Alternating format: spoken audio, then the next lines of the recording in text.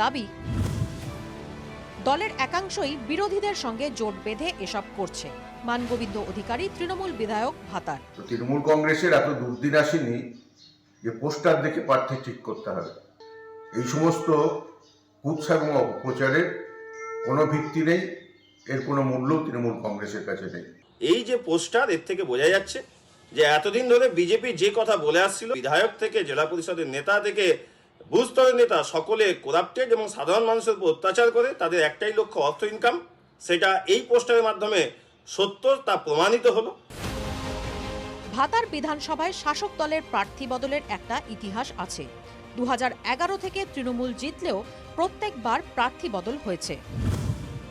2011 বিধানসভা ভোটের বিধায়ক বনমালী হাজরা, 2016 বিধানসভা ভোটের বিধায়ক সুভাষ মণ্ডল, 2021 বিধানসভা ভোটের বিধায়ক মানগোবিন্দ অধিকারী। এক জেলায় চিঠি, অন্য জেলার পোস্টার। ভোটাররা যখন এসআইআর তালিকায় নাম খুঁজছে, তখন নেতারাও কি প্রার্থী তালিকা নিয়ে চিন্তায়? তপন হালদার ও মনতোষ পোদ্দারের রিপোর্ট, TV9 বাংলা। কুমারগঞ্জের তৃণমূল বিধায়কের নামই এসআইআর তালিকায় বিচারাধীন। নাম না থাকলে ভোটে কিভাবে লড়বেন তা ভেবে ঘুম উড়েছে তৃণমূল বিধায়ক তোরাফ হোসেন মণ্ডলের। বাবার নামের বানান ভুলের জন্য শুনানিতে গিয়েছিলেন বিধায়ক। এবার তালিকায় নামের পাশে বিচারাধীন থাকায় ক্ষুব্ধ বিধায়ক তোরাফ হোসেন। 36 বছর সরকারি চাকরি করেছেন, এখন সরকারি পেনশন পান, দুবারের বিধায়ক। তাও এই ঘটনায় বিজেপির চক্রান্তের অভিযোগ তুলেছেন শাসক বিধায়ক। কুমারগঞ্জ ব্লকের জাকিরপুর পঞ্চায়েতের চকমোহন প্রাথমিক স্কুলের বুথে বিচারাধীন প্রায় 350 ভোটার। তারা বলেছিল যে আপনার কোনো সমস্যা নাই, কিন্তু এখন দেখতেছি যে সেটা বিচারাধীন হয়ে আছে। তো আমাকে খুব অবাক লাগতেছে। এখন আমি আর কি বলবো, এখন তো আমার আপনি লিখে দিলেন না, আপনি আরো না, এটা আমি আগেই জানতে পারি।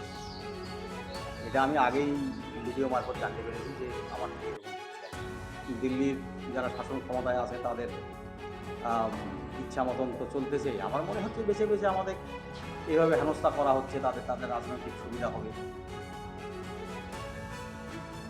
আমরা কোনো ভুল খুঁজে পাইনি, যেগুলো ছিল সব ঠিকঠাকই ছিল, সব ঠিকঠাকই আছে।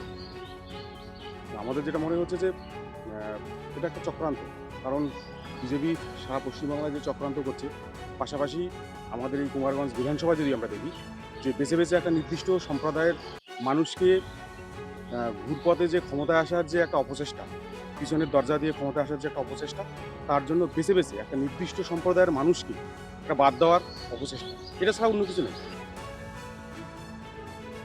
ওনার অ্যাকচুয়াল কাগজপত্রের নাম আছে তোরাফ, ইংলিশ স্পেলিংয়ে বি আসবে, সেখানে উনি কায়দা করে লেখেন তোরাফ হোসেন মণ্ডল, এফ দিয়ে লেখেন।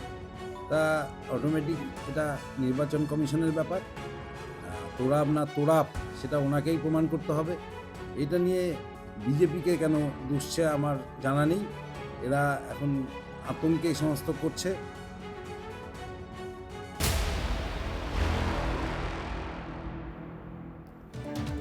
বিশ্বজয়ী